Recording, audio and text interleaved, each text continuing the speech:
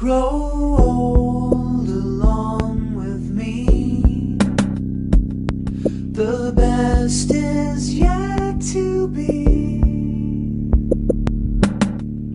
When our time is come, we will be as one. God bless our love. God bless our love.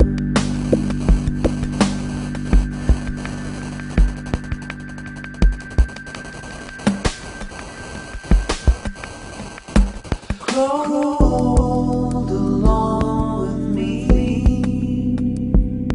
Two branches of one tree. Ok, entonces, hoy y el próximo domingo, vamos a detenernos a partir de un versículo de Cantares 2.15 que lo vimos en la exposición durante la semana pasada, pero nos vamos a detener en este versículo. Y el propósito de detenernos en este versículo es poder abordar dos cosas que vamos a hacerlo entre este domingo y el próximo.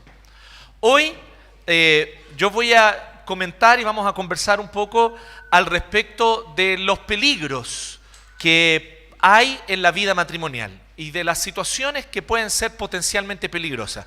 No es una lista exhaustiva, o sea, no es una lista completa, pero vamos a nombrar 7 cosas a las cuales hay que prestar especialmente atención. Además, el próximo domingo vamos a abordar 6 aspectos.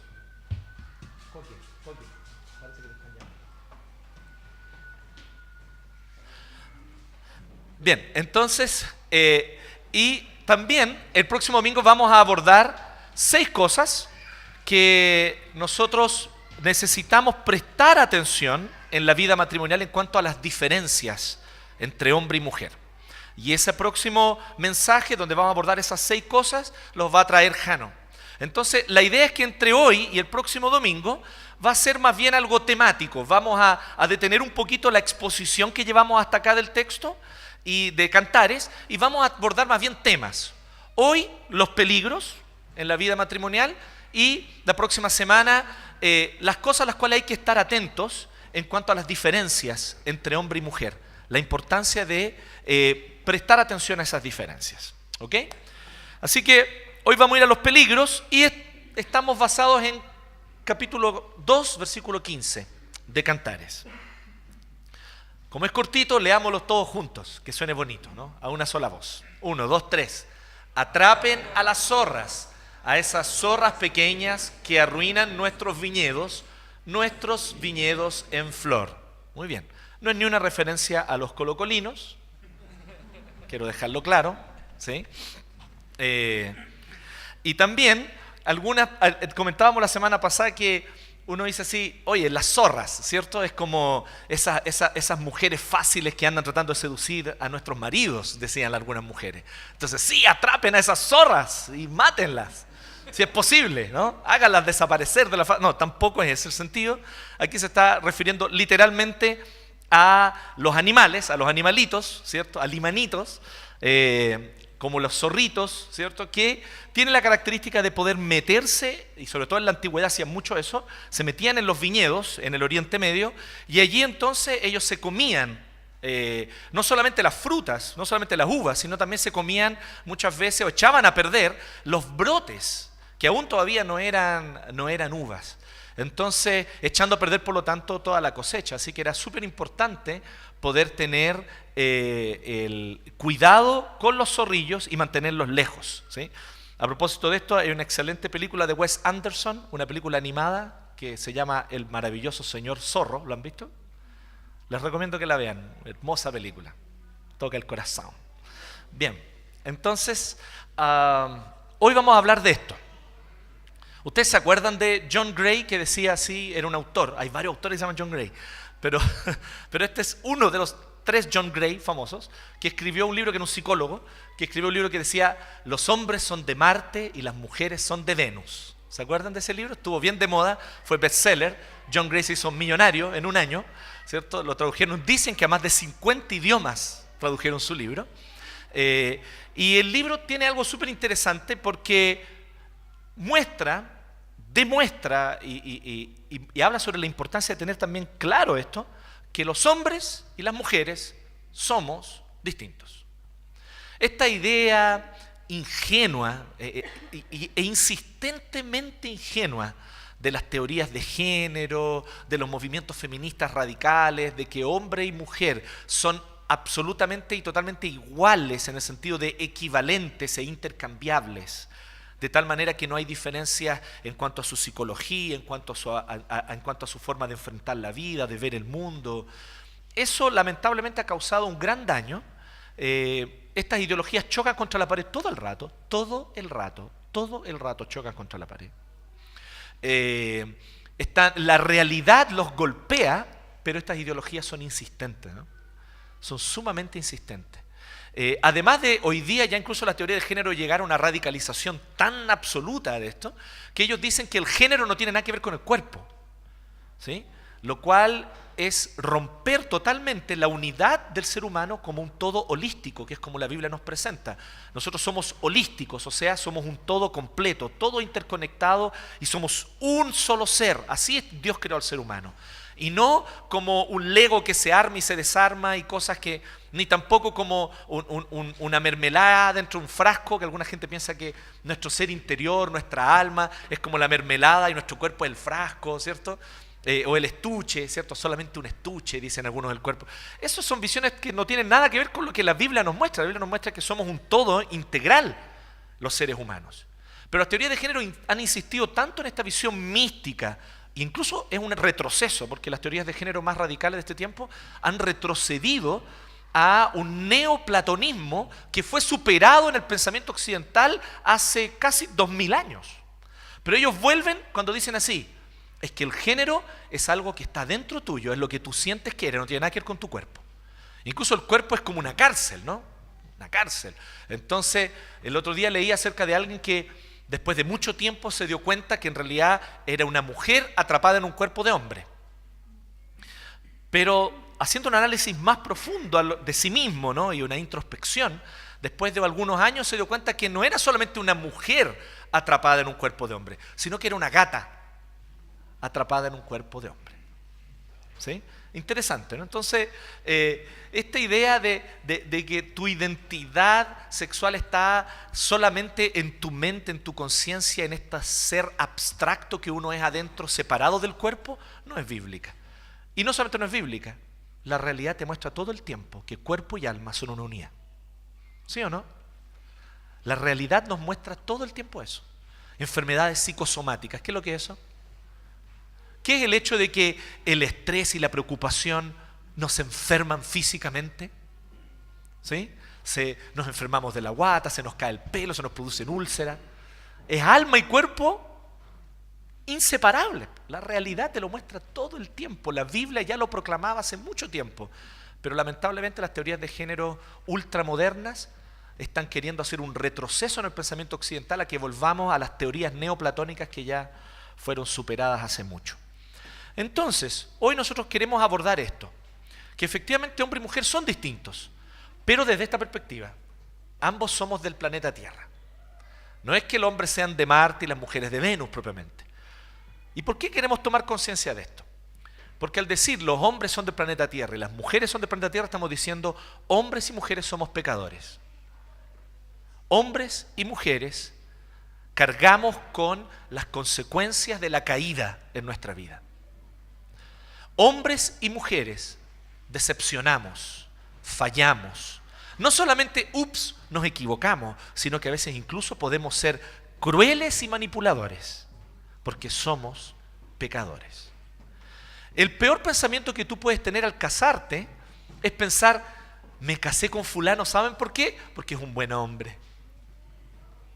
Lo siento, esa es una pésima forma de abordar el tema y más tarde, o más temprano que tarde en realidad, no solamente se abrirán las grandes alamedas, sino que también te darás cuenta que tu hombre es alguien que te decepciona, ¿sí? Es lo mismo también cuando el hombre viene y dice, sí, no, es que yo me casé con ella porque es una buena mujer. No, tu esposa no es una buena mujer, ella es una pecadora, así como tú eres un pecador. Entonces la gente piensa que se casan por eso, ¿no? Que dos personas buenas y decentes se encuentran en este mundo, ¿cierto? Y entonces, como se encontraron dos personas buenas y decentes, ahora entonces ellos tendrán que crecer infinitamente y al más allá, ¿cierto? Van a crecer juntos solo de victoria en victoria, ¿sí? Solo madurando, solo aprendiendo juntos a vivir, etcétera. No es así. Hombres y mujeres somos pecadores, hombres y mujeres fallamos, hombres y mujeres nos fallamos el uno al otro porque en primer lugar le hemos dado la espalda a Dios, nos hemos rebelado contra Él y no nos queremos someter a su amor, su gracia y su bondad. En nuestro orgullo y en nuestra necedad, en nuestra estupidez, no queremos someternos a un Dios amoroso, lleno de gracia, lleno de misericordia y de bondad. Y preferimos vivir nuestra propia vida por nosotros mismos. Ahí está la raíz de todo. Que estando separados espiritualmente de Dios y estando en una condición de rebeldía contra Dios, afectamos nuestra relación unos con otros. Y obviamente, la primera persona que queda afectada es ¿quién? La persona con quien vivimos.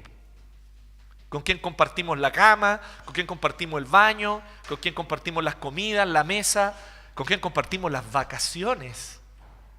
¿Han cachado lo difícil que son las vacaciones, no? Porque el resto del año es maravilloso, no nos vemos mucho, ¿no? Pero en las vacaciones hay que verse todo el día. Dos pecadores viéndose todo el día, ¿sí? Entonces, seamos honestos, ¿no? ¿Sí? Hablemos las cosas como son. Las vacaciones, los primeros 3-4 días son peludísimas, ¿no? Hay que sobrevivirlas. Después ya como del quinto día, si uno sabe manejarse bien, uno ya del quinto día en adelante la cosa ya anda un poquito más sobre ruedas, ¿no? Pero hay que aprender algunas técnicas ahí que solamente los sabios orientales podrán darnos. Y por eso venimos a Cantares, porque aquí hay un sabio oriental que nos quiere instruir, ¿cierto? Así que tengamos esto en consideración. Los hombres son de la tierra, las mujeres son de la tierra. Como les decía, el mensaje de hoy y el próximo son más temáticos. Entonces yo les quiero decir cuál es la fuente, porfa, Pablo. Y la fuente la sacamos de este libro, ¿sí? Que no es ese, sí. Ese libro de un autor que se llama Daniel Akin, y es de una serie, lamentablemente solo está en inglés, pero ha sido sumamente útil y nos hemos basado muchísimo en él como texto base para lo que hemos desarrollado hasta acá, incluso en los mensajes. Pero específicamente con respecto a las temáticas, vamos a tomar los temas que Daniel Akin propone, ¿ya?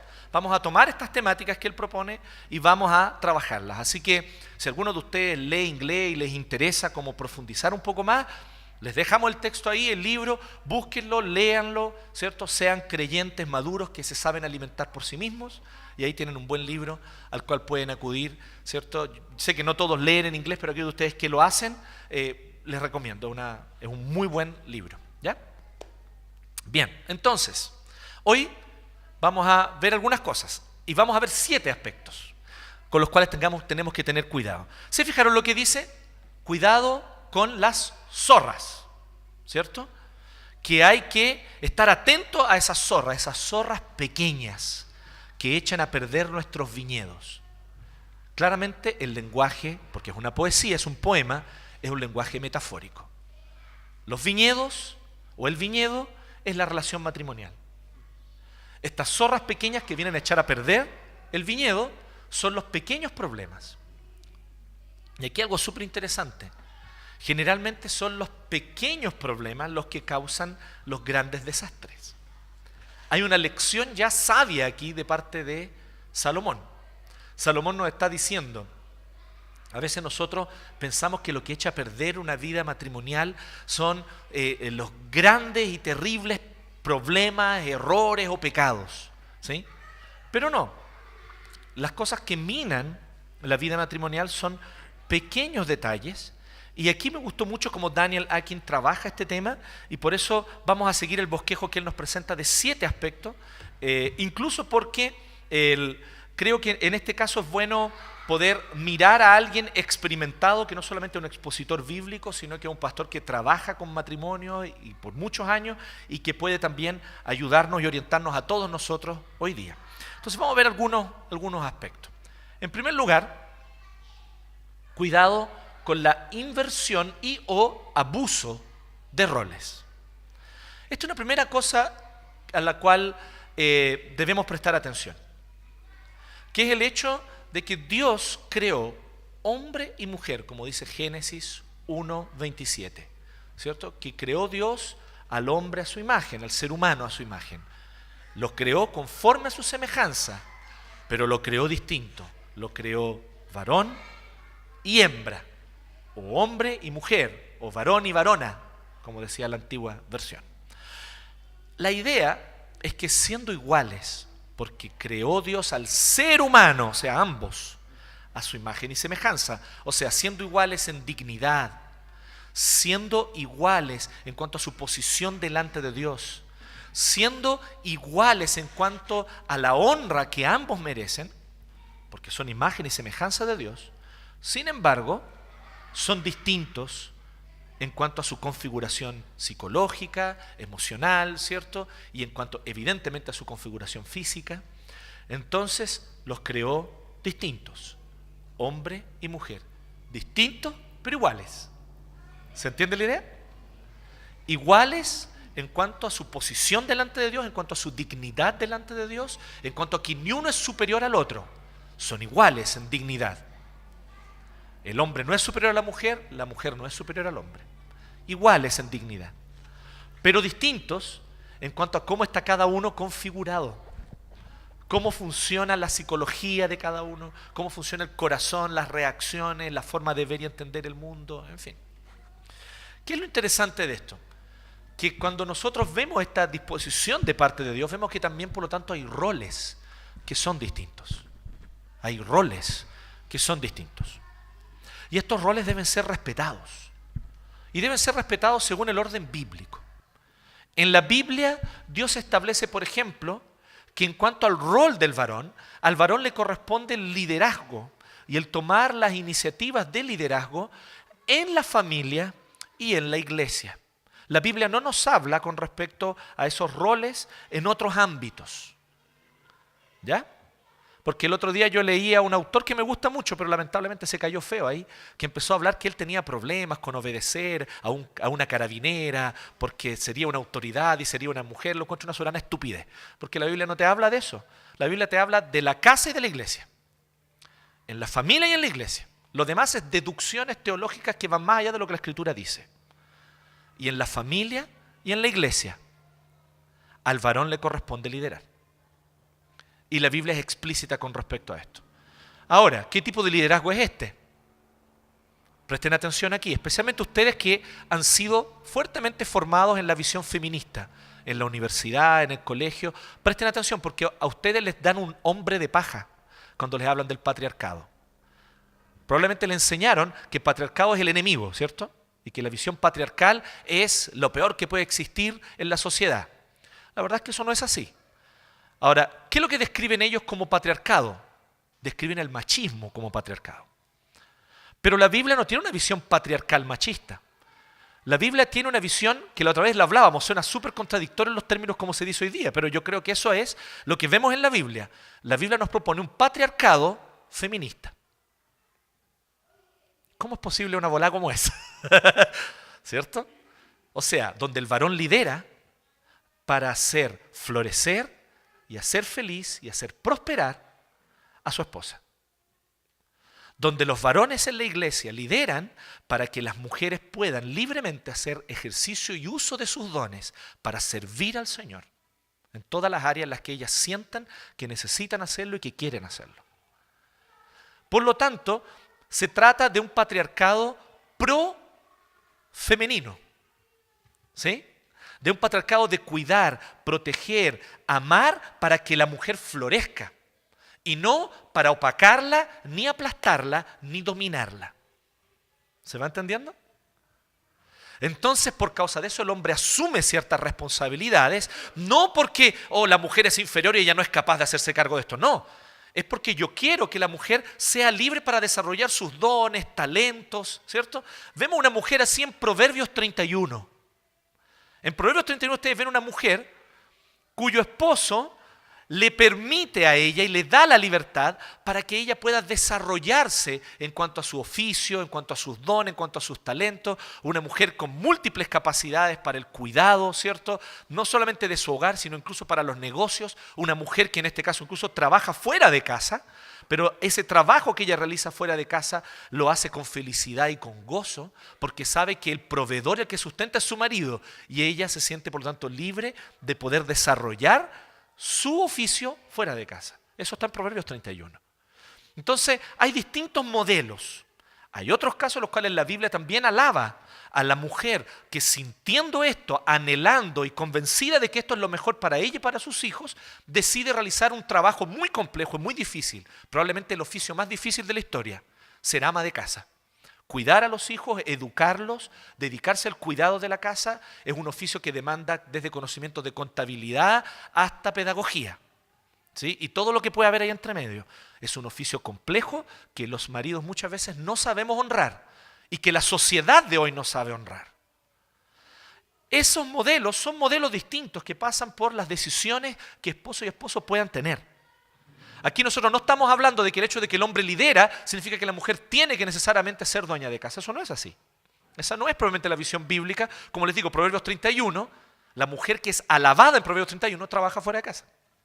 Entonces, ese no es el único modelo. Existe también el modelo de la mujer que trabaja fuera de casa y desarrolla su oficio, y desarrolla su talento y desarrolla su vocación. ¿Pero por qué? Porque su marido provee y le da la libertad para que ella se dedique a su vocación con gozo. ¿Quién lleva la carga? El hombre, para que ella pueda desarrollarse. Ese es el ideal, ¿sí? Hay muchas problemáticas que hay que abordar, yo no estoy diciendo que no. Temas económicos muchas veces, a veces se hace necesario que los dos trabajen por un tema de sustento de la casa, otras veces, en fin, y las cosas se van desarrollando y van teniendo que irse solucionando caso a caso, ¿ya? Entonces, la Biblia no quiere que seamos un molde de galletas, ¿no? Todas las familias iguales. Esa no es la visión bíblica. La Biblia no quiere que seamos todos los matrimonios iguales. No. Incluso porque no todos tenemos la misma personalidad, ¿sí? Hay maridos que su carácter es un carácter fuerte, por naturaleza. Hay otros que tienen un carácter no tan fuerte, más bien un carácter, ¿cierto?, más pasivo, más tranquilo, más quieto, ¿cierto? Pero eso no les quita el liderazgo. Sigue siendo el varón el que debe liderar. Hay mujeres que tienen un carácter más fuerte, por eso no los autoriza bíblicamente a asumir el liderazgo en la casa, ni tampoco en la iglesia. En cuanto, y especialmente hablando de la casa y del matrimonio, allí nosotros hablamos de una inversión de roles, cuando las mujeres muchas veces asumen un rol que no les corresponde, liderando, tomando decisiones, ¿cierto? ¿Por qué? Eso generalmente ocurre, ¿saben por qué? Porque el hombre se vuelve excesivamente pasivo. Siempre, hasta donde yo he visto hasta ahora, lo que yo he conocido, vamos a poner una curva normal, aquí 99,9, ¿sí?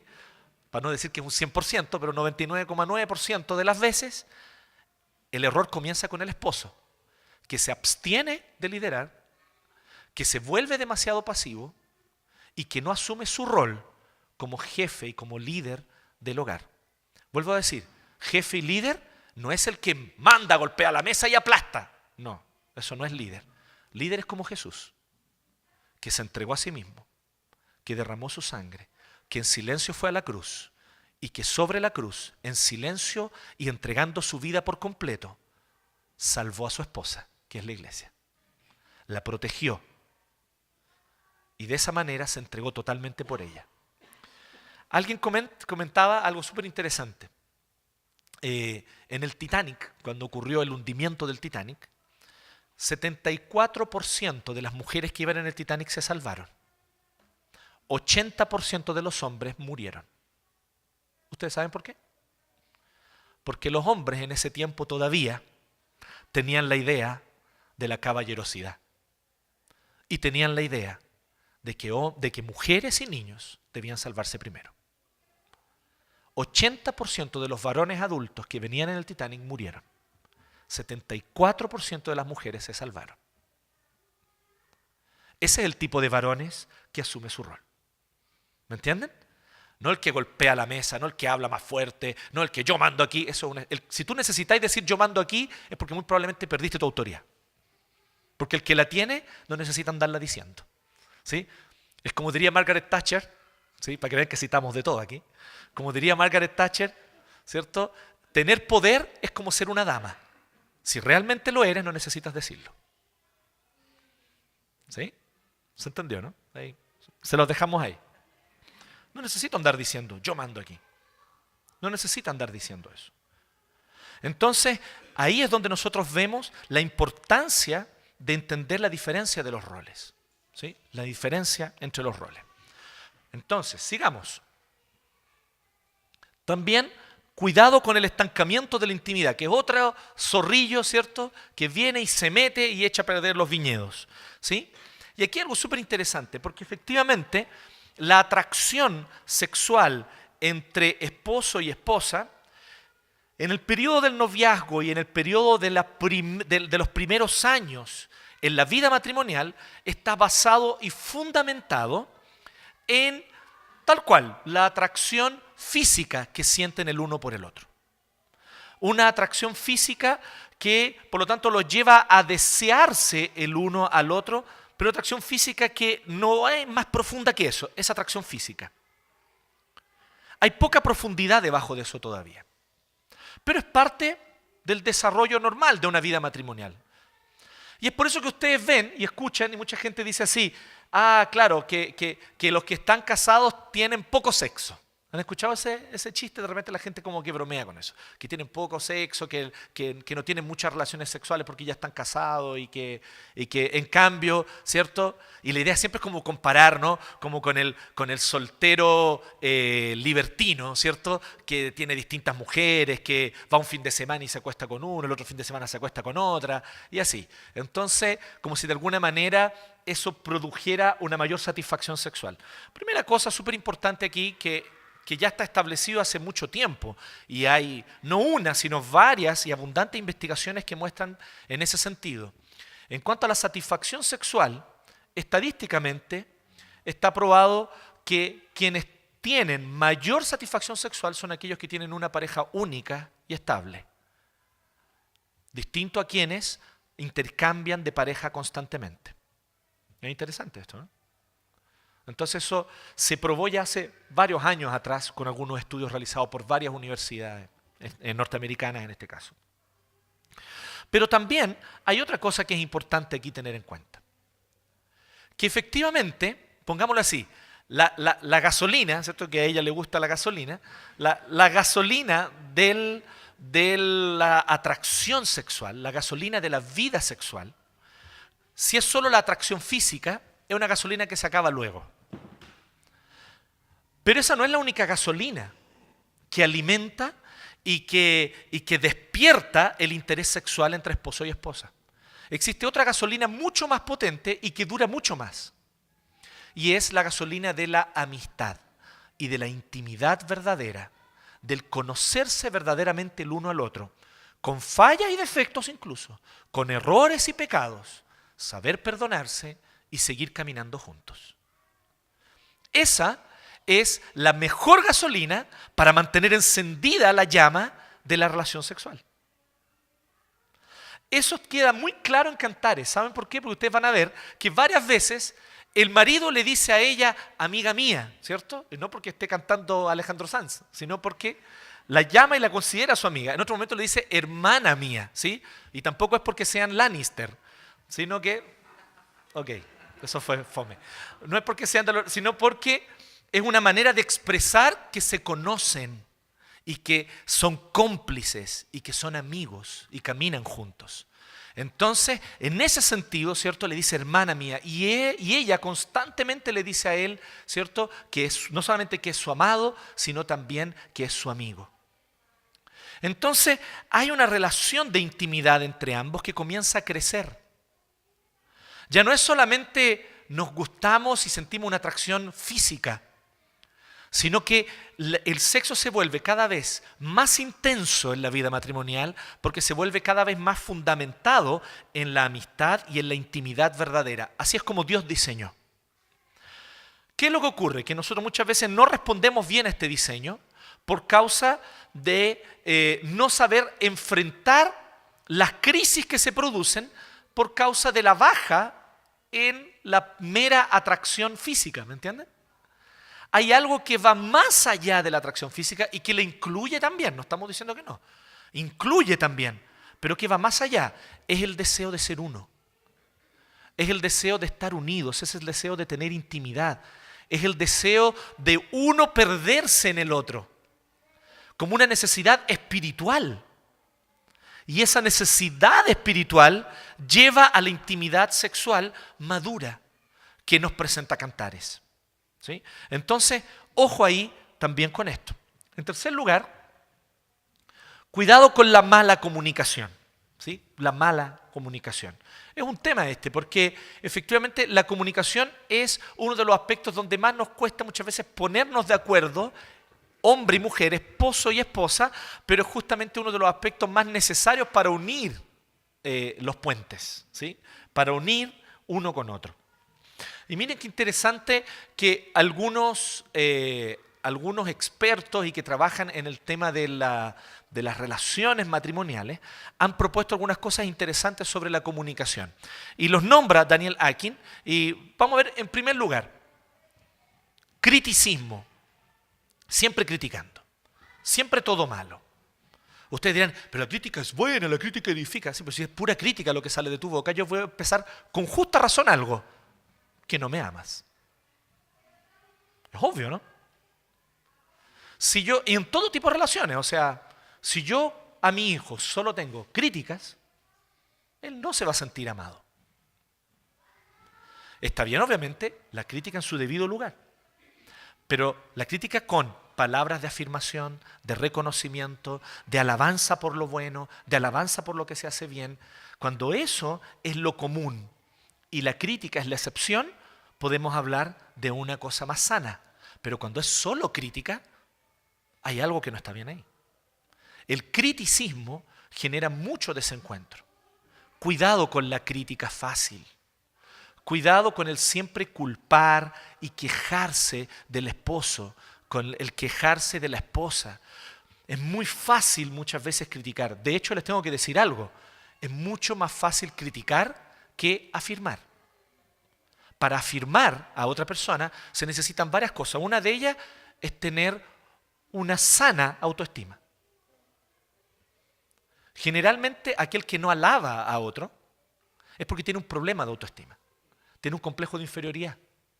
Necesita criticar al otro para no sentirse tan penca. Entonces tal vez tú necesites tratar ese tema con el Señor a solas. Tal vez tú necesites doblar tus rodillas y pedirle al Señor que te quite ese sentimiento, que te haga entender que tú como hijo de Dios tienes todo el valor en la cruz y en la sangre de Cristo y que no necesitas andarte sintiendo inferior a otros. Tal vez tú necesitas sanar eso en el Evangelio. Y solito vas a dejar de ser tan crítico o tan crítica hacia tu esposo, hacia tu esposa. Pero cuidado con la crítica. La crítica constante, la crítica como el principal ingrediente de la conversación matrimonial, ¿me entienden? O sea, es sentarse a conversar para criticar. Entonces, tenemos algo que no es sano allí, criticismo. En segundo lugar, también tenemos defensivismo. Esa palabra la inventé yo, no sé por qué. Pero el defensivismo, andar siempre a la defensiva. Es como el otro lado, ¿no? Siempre a la defensiva. Entonces siempre, no, es que lo hice por eso, no, es que las circunstancias, no, es que no sé qué, es que... ¿Cuál es el problema con el defensivismo? Ustedes dirán, ¿por qué está siempre a la defensiva? Seamos honestos. Generalmente este es un ciclo vicioso, ¿no? Cuando uno de los cónyuges tiende al criticismo, el otro va a tender al defensivismo. Obvio, ¿no? ¿Sí? Entonces partamos por ahí, tratemos de ir viendo que hay una dinámica a veces en la comunicación matrimonial que necesita ser sanada. El extremo de defensivismo, ¿cierto? El andarse defendiendo todo el tiempo, tiene un problema grave y gravísimo a la luz de la Biblia. ¿Saben cuál es? El que siempre se anda defendiendo no reconoce su culpa ni su error. Defenderse es lo contrario, es absolutamente lo contrario, es el opuesto, el antónimo de confesar tus pecados. Y la Biblia, ¿a qué es lo que nos exhorta siempre? Confesar nuestros pecados. El que siempre se está defendiendo, o una de dos, o no tiene conciencia de su pecado, y necesita resolver ese tema nuevamente, doblar sus rodillas y buscar en Cristo y en el Evangelio, el mirar a la cruz de Cristo te anuncia una cosa súper potente. Si Jesús murió por ti, es porque tú no eres inocente. ¿Sí o no? Partamos por ahí, como obvio, ¿no? Jesús murió por ¿quiénes? Por los pecadores. ¿Y Él murió por ti? Tú eres pecador entonces. Entonces la cruz te muestra claramente que no tienes que andarte a la defensiva. Reconoce tu responsabilidad, reconoce tu culpa. Y el otro factor que puede ser es que tú sientas culpa, pero no sabes cómo lidiar con ella. Y ahí nuevamente mira la cruz, porque yo te voy a decir, la cruz no solamente te está diciendo que tú eres pecador, la cruz también te está diciendo que Dios pagó el precio, que Él te amó y que Él te perdona. Porque al morir en la cruz, Cristo canceló la deuda de tu pecado.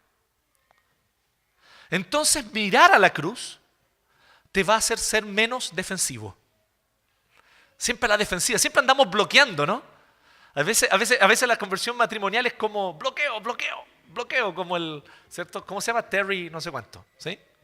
Entonces, y la gente anda así, ¿no? Y todo el tiempo bloqueo. ¿Por qué? ¿Cuál es el problema aquí, perdón? El problema aquí es, no estoy reconociendo mi pecado. Y eso es fundamental en la comunicación. Yo pequé, yo me equivoqué, yo pequé contra el Señor, pequé contra ti, te pido perdón y me hago responsable de mi culpa. Me hago responsable.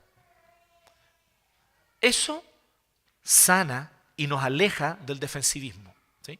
Una tercera cosa, y error comunicacional que cometemos, es el ninguneo. Tal cual, el ninguneo, ¿sí? Andar ninguneando a otro. O sea, la idea de sentirse superior. El menosprecio constante hacia la esposa, hacia el esposo, que se da de distintas maneras. Burlas, chistes desubicados, ¿cierto? El ninguneo se da con actitudes también, no solamente con palabras, se da con actitudes también. Entonces, el ninguneo es, yo soy mejor, yo soy bacán, tú vales callampa. Eso es básicamente la actitud del ninguneo, ¿me entiendes? Entonces, y yo te voy a hacer sentir todo el tiempo que realmente tú vales muy poco comparado conmigo. Yo sí que soy bacán. Yo sí que sé lo que hago. Yo sí que sé cómo actuar. Yo sí que soy una buena esposa. O yo sí que soy un buen marido. Y por lo tanto, el constante ninguneo. Eso lleva a varias cosas, como por ejemplo, la falta de empatía, obviamente. No me pongo en el lugar del otro. No me pongo en el lugar de que a mi esposo le cuesta tal vez esa área. Tal vez una lucha. Él o ella quisiera no ser así. Y lo que necesitan es tu apoyo, tu oración, estar juntos, pero en vez de eso tú ninguneas. De nuevo tuviste esa actitud. De nuevo te equivocaste aquí. De nuevo, ninguneo. ¿Se fijan? Entonces es una actitud de menosprecio hacia el cónyuge por causa de la arrogancia. Nuevamente, solo el Evangelio nos puede sanar de la arrogancia. Solo el mirar a Cristo y entender que nosotros no somos nada por nosotros mismos. Pecadores condenados al infierno. Eso es lo que somos por nosotros mismos. Y por la gracia de Cristo somos salvos. Solo por su gracia. Entender eso va a bajarnos un poquito los niveles de la arrogancia. Y hacernos empatizar con los pecados incluso del otro. ¿Sí? Y en cuarto lugar, estos son los 4 jinetes del apocalipsis de la comunicación. El enclaustramiento. ¿Sí? Enclaustrarse, encerrarse. ¿Sí?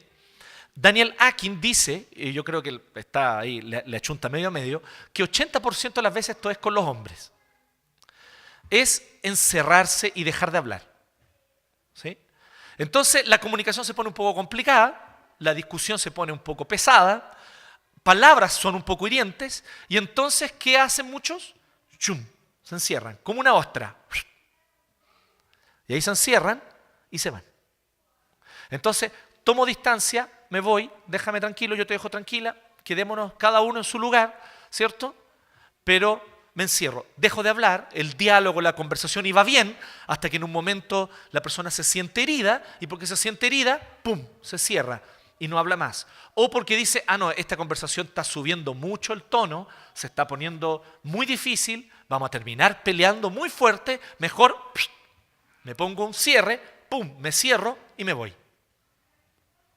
Es interesante que Daniel Akin apunta a una solución para esto. Lo primero es comprender. Especialmente, vuelvo a decir, como es un error muy común el enclaustramiento en hombres, él llama en su libro a las mujeres especialmente a tener una comprensión con algo. La razón por la que los hombres nos enclaustramos comunicacionalmente no es porque no nos importe. Ojalá ustedes puedan tener claro eso, esposas. Porque yo sé que el primer pensamiento que se les viene a su corazón y a su mente es ese. No le importa, por eso no me habla. No le interesa, por eso no quiere. Todo lo contrario. Él está profundamente angustiado por dentro. Y está muy dolido. El tema es que no sabe cómo enfrentar y tiene temor incluso de que sus propias reacciones sean indebidas. Entonces, ¿qué es lo que muchas veces un hombre necesita? ¿Sí? Esto es como un boxeo. Hay que tocar la campana en momentos de la conversación, ¡cling!, y parar un poquito, ¿no? Y sentarse en la esquina, ¿cierto? Y que te pasen la toalla, ¿cierto? ¿Me entienden? Se hace necesario parar un poquito en momentos la discusión. ¿Sabes qué? La conversación está pesada. Ni siquiera discusión necesariamente. A veces es una conversación, pero la conversación se empieza a poner pesada en ciertos momentos. Es importante que el hombre sepa decirle, ¿sabes qué? Necesito parar un poquito de conversar esto. Volvamos a hablarlo mañana, volvamos a hablarlo más tarde. Necesito pensar, procesar. No es que no me interese, sí me interesa, pero necesito este momento de soledad. Y el hombre tiene que ir, ¿no? Los antiguos orientales decían eso, que le enseñaban incluso las mujeres chinas, les enseñaban a las jóvenes chinas, les enseñaban antes de casarse, que cada cierto tiempo el marido necesita ir a matar un dragón a una cueva. ¿Sí? Entonces se queda solo, necesita ir a matar un dragón a la cueva. Ojalá que de verdad era eso, no ir a chupar con los amigos, digamos. Ojalá haya sido eso realmente. Entonces lo que el hombre necesita muchas veces es enclaustrarse, no necesariamente físicamente salir de la casa, no estoy hablando de eso, pero sí, ¿sabes qué? Déjame solo un par de días pensar esto, procesarlo y ver la mejor manera de enfrentarlo, porque en este momento me siento, y esta es la palabra exacta, sobrepasado. Hay muchas veces, y yo sé que eso es como súper, te hiere el orgullo como hombre, ¿no? ¿Cómo voy a reconocer que me sentí sobrepasado por la situación? Si yo soy el hombre, yo manejo las situaciones, no me sobrepasan. Yo las controlo, ellas no me controlan a mí. Entonces ese orgullo masculino nos lleva a no reconocerle a nuestra esposa, ¿sabes qué? De verdad me siento sobrepasado. Dame un par de días, dame un tiempo, por favor, para enclaustrarme un poco, sentarme, pensar, pero luego, y ahí es donde también el hombre tiene que hacer un compromiso, volver a conversar el tema. Y no quedarse enclaustrado. ¿Bien? ¿Se entiende, no? Estos 4 errores de comunicación son muy comunes. Por favor, Nico. En cuarto lugar, con el mal uso del tiempo. ¿Sí? Esto es fundamental también y es un cuarto zorrillo, ¿cierto?, que siempre se mete en la vida matrimonial. Y tiene que ver con varios temas que a veces son complejos, pero que se necesitan ser enfrentados. A veces tiene que ver con expectativas que uno tiene de sí mismo. Uno piensa, como hombre, por ejemplo, muchas veces ocurre al hombre, que si yo estoy muy ocupado, entonces soy útil. ¿Sí? Es interesante eso, ¿no? Yo heredé ese concepto, lamentablemente. Entonces, si yo estoy muy ocupado, soy útil. Pero no necesariamente, no porque uno está ocupado es útil. ¿Sí? Obviamente alguien que está totalmente desocupado es un inútil. Eso es obvio. ¿Sí? Pero es un extremo. Pero no por causa de eso, alguien totalmente ocupado es más útil. Muchas veces tú necesitas estar ocupado en lo que se te necesita. Y eso tanto en áreas como en el trabajo, como en la iglesia, como en distintos aspectos. Uno debe estar ocupado, pero donde a uno se le necesita realmente. Y uno debe saber que no es pérdida de tiempo pasar tiempo con la familia. Eso es súper clave, ¿no? Hablábamos sobre esto, Marco estaba en la conversación esta semana, ¿cierto? Hablábamos sobre eso en clase en el seminario. Hablábamos de cómo muchas veces uno hereda un concepto de que pasar tiempo con la familia es perder tiempo, porque no estáis siendo útil, no estáis siendo productivo. Qué error, ¿no? Qué error gravísimo. Porque el tiempo con la familia es altamente productivo. Incluso la idea de que alguien que está constantemente abocado a su trabajo y a la iglesia, ese es alguien espiritual. También es un error. Muchas veces mucho más espiritual el que trabaja con prudencia, el que se involucra en la iglesia, pero con prudencia, pero sabe pasar tiempo con su esposa y con sus hijos. Y ese hombre es más espiritual. Desde una perspectiva bíblica, ese hombre es más espiritual. Entonces necesitamos nosotros deshacernos de algunos conceptos, ¿no? que hemos heredado a veces mal enfocados. Aquí nosotros vemos la importancia de usar bien el tiempo. Y esto también implica, y Daniel Akin también apunta a eso, a que muchas veces no es que no tengamos tiempo, pero tenemos tiempo para tonteras. Yo no quiero ser aquí absolutista con respecto a esto porque yo sé que es un tema de la conciencia de cada uno, pero quiero invitarte a reflexionar. ¿Sí? Sobre todo a varones. La Wii, la PlayStation. ¿Cuántas horas son ahí?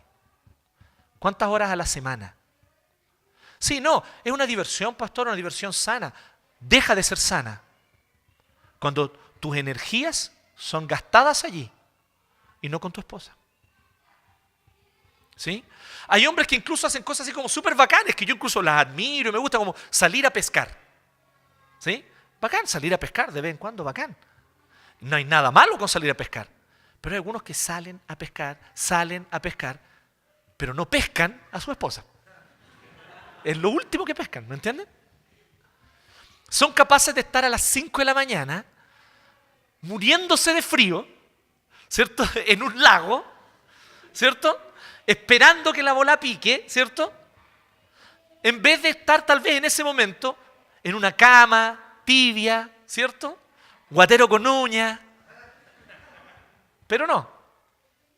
En vez de eso, están muchas veces pasando y malgastando su tiempo libre con otras actividades, que son hobbies, que tienen su espacio, pero que nunca le deben quitar espacio. Entonces, algunas veces algunos dicen así, no tengo tiempo, pastor. Pero si tú ves bien cuidadosamente sus actividades a lo largo de un mes o de un par de meses, tú vas a ver que sí tienes tiempo.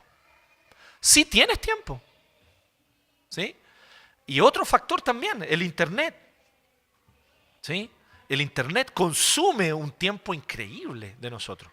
Y aquí yo no estoy hablando para apuntar de pecados de otros, estoy confesando mi propio pecado aquí. O sea, la manera como uno se mete en el Internet y puede simplemente perderse ahí, ¿cierto? Como un pozo sin fondo, ¿cierto? Realmente increíble, y el tiempo que puede pasar. Entonces, uno debe ser cuidadoso con ciertas cosas, ¿sí? Debe ser cuidadoso.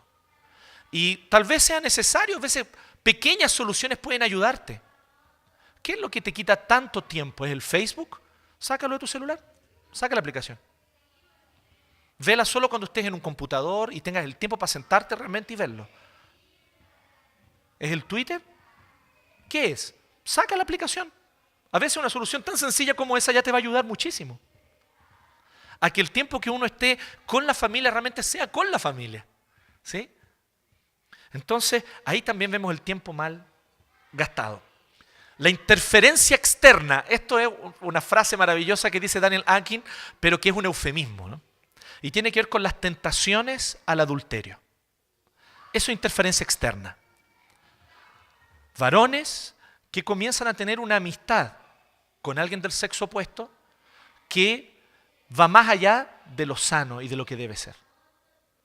Mujeres que comienzan a tener amigos varones y con esos amigos se involucran de una manera muy especial y su esposo no forma parte de eso.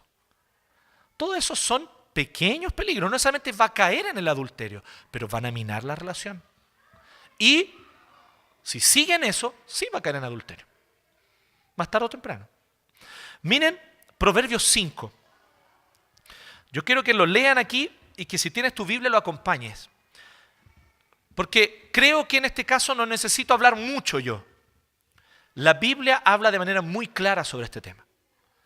Miren lo que dice: hijo mío, pon atención a mi sabiduría y presta oído a mi buen juicio, para que al hablar mantengas la discreción y retengas el conocimiento. Y aquí presten atención. Yo sé que lo que tú vas a pensar, probablemente diciendo así, oh, Proverbios 5 le está echando toda la culpa del adulterio a la mujer. No, no es eso. Está hablando todo lo otro, está hablando de cómo el hombre percibe en su mundillo de Bilsipap, cuando empieza a involucrarse emocionalmente con una mujer que no debe, se construye una fantasía. Y entonces, ¿cómo él ve a la posible amante o a la mujer que le está codiciando y que no es su esposa?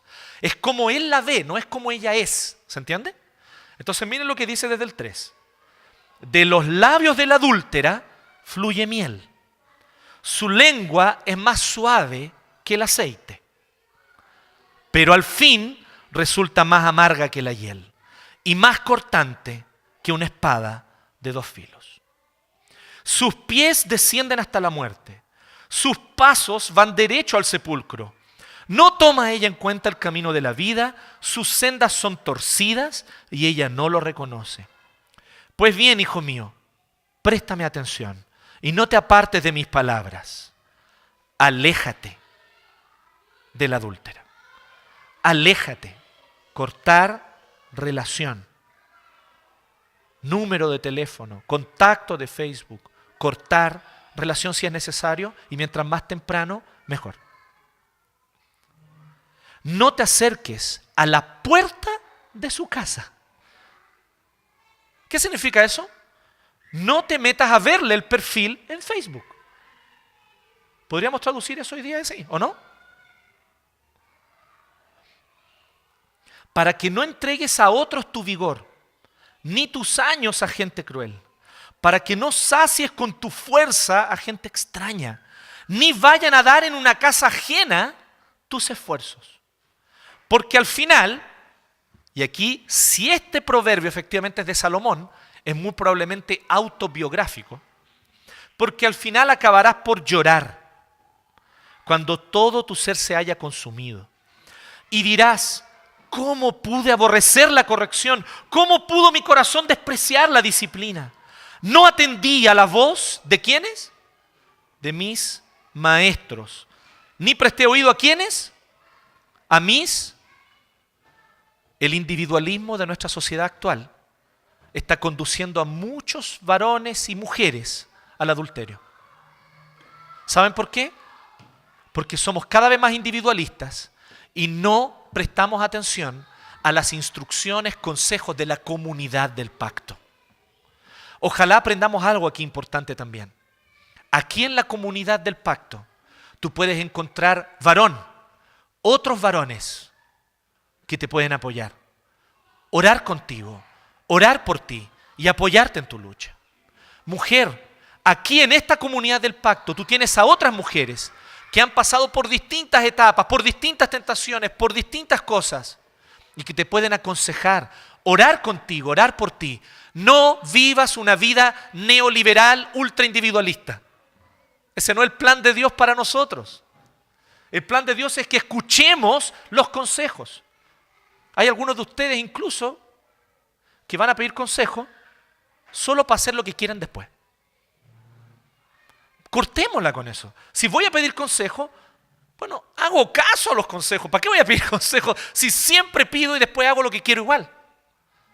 Eso es necio. Por lo tanto, 14, ahora estoy al borde de la ruina en medio de toda la comunidad. ¿Sí? Más claro, no hay cómo, ¿no? Proverbios 5, del 1 al 14. Siguiente. Cuidado con el agotamiento matrimonial o marital. Aquí hay algo súper interesante. La gente se agota muchas veces en la relación y deja espacio en su mente y en su corazón a un agotamiento insano o no sano o dañino, nocivo. Y esto tiene que ver especialmente con la facilidad, por ejemplo, que esposos y esposas formulan en su mente y con sus labios la palabra divorcio.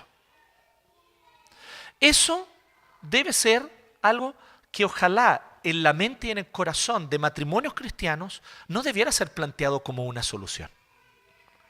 Porque no lo es.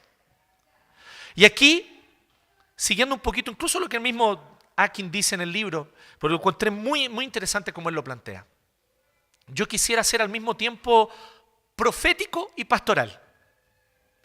Profético porque tengo que anunciarte lo que Dios dice. Malaquías 2:16, Dios dice así: yo, Jehová, aborrezco el divorcio.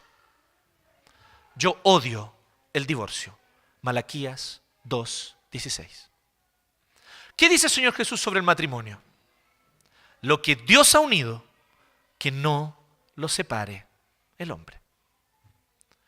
Esta es la visión que la Biblia dice. El divorcio no es bueno. El divorcio es un mal. Pero, y aquí donde tenemos que ser pastorales, y la Biblia también lo es, a veces es un mal necesario.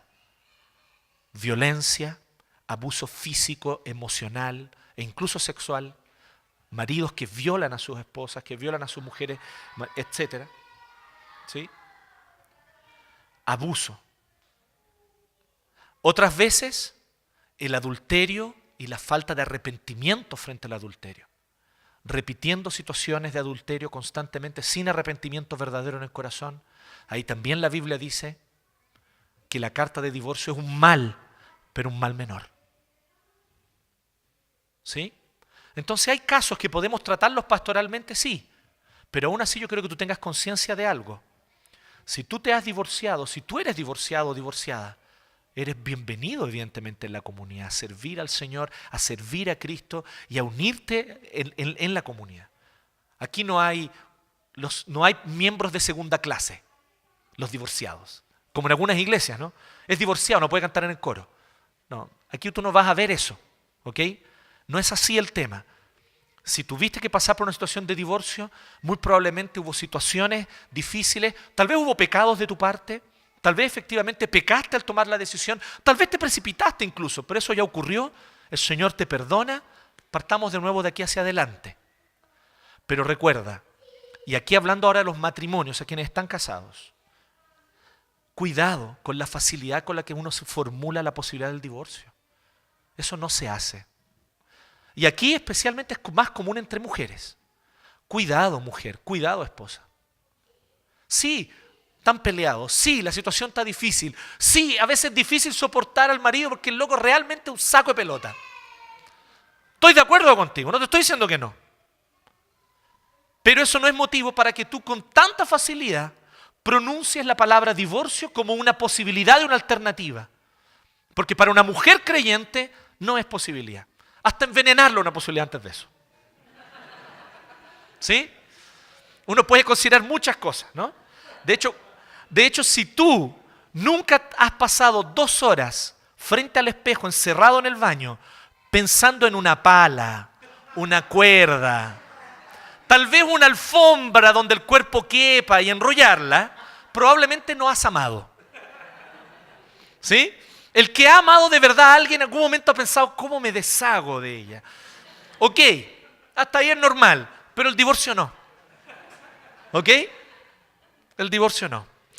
Entonces, y en séptimo lugar, cuidado con el desentendimiento hacia sus diferencias. Próxima semana Jano va a ahondar más en esto, así que voy a dejar más que nada el tema planteado. ¿Sí? Las diferencias son justamente lo que nos une. Pero nuestro orgullo, que es pecaminoso, no nos permite verlo. Es que como yo pienso las cosas, es mejor, es más objetivo. Yo siempre las soluciono porque soy un hombre práctico. Maldito troglodita. Date cuenta que lo que tu esposa está viendo es profundo y es importante. Sí importan los sentimientos de tus hijos. Sí importa cómo él se sienta. No simplemente venir y ser práctico. Pero también la mujer dice, no, es que como yo siento las cosas, yo las percibo, estoy atenta a los detalles, no como ese que nunca se fija en ni un detalle. Pero es gracias a que él no se fija en los detalles que las soluciones surgen muchas veces, porque no se queda pegado en esos detalles. Ustedes se complementan, dejen el orgullo, dejemos el orgullo. El orgullo no nos permite ver que justamente las diferencias, que son muchas veces causa de pelea, son la causa de la solución, no de la pelea. Que seamos distintos, que tengamos trasfondos distintos, que tengamos una manera de entender el mundo distinto. Que en general, la mujer sea más atenta al detalle, complementa al hombre, que muchas veces pasa por alto los detalles, pero es capaz de ver el cuadro completo de manera mejor. La complementación. Ahí está la complementación. Prestemos atención a las diferencias y no dejemos que haya desentendimiento hacia las diferencias. Las diferencias no son malas. Por eso presta atención al séptimo principio. El problema no son las diferencias, ¿te fijas? Las diferencias son la solución, no el problema. El problema es el desentendimiento hacia las diferencias. Entendamos que ellas forman parte de cómo Dios nos creó. ¿Ok? Y prestemos atención, por lo tanto, a estos zorritos. What does the fox say? Esto es lo que el zorrito dice. ¿Sí? Esto es lo que dice el zorrito. Entonces, prestemos atención que ellos van a echar a perder nuestros viñedos si no estamos atentos a tiempo. Los invito a que oremos en este momento y agradezcamos al Señor por su palabra, pero también nos humillemos delante de Él. Te voy a invitar a que ores en silencio. Tómate un minutito para confesarle al Señor tu pecado. Pero recuerda esto, Jesús murió por ese pecado. Confiésalo con confianza. Dios te perdona. Dios te da una nueva oportunidad hoy. Esposo, esposa, pide perdón por tu pecado, pero con confianza. La muerte de Cristo en la cruz no fue en vano.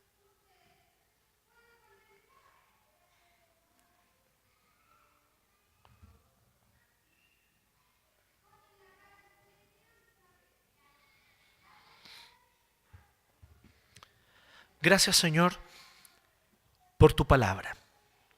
Y gracias, Señor, también por los maestros que tú has puesto de la Biblia, que podemos a veces aprender de ellos leyendo un libro.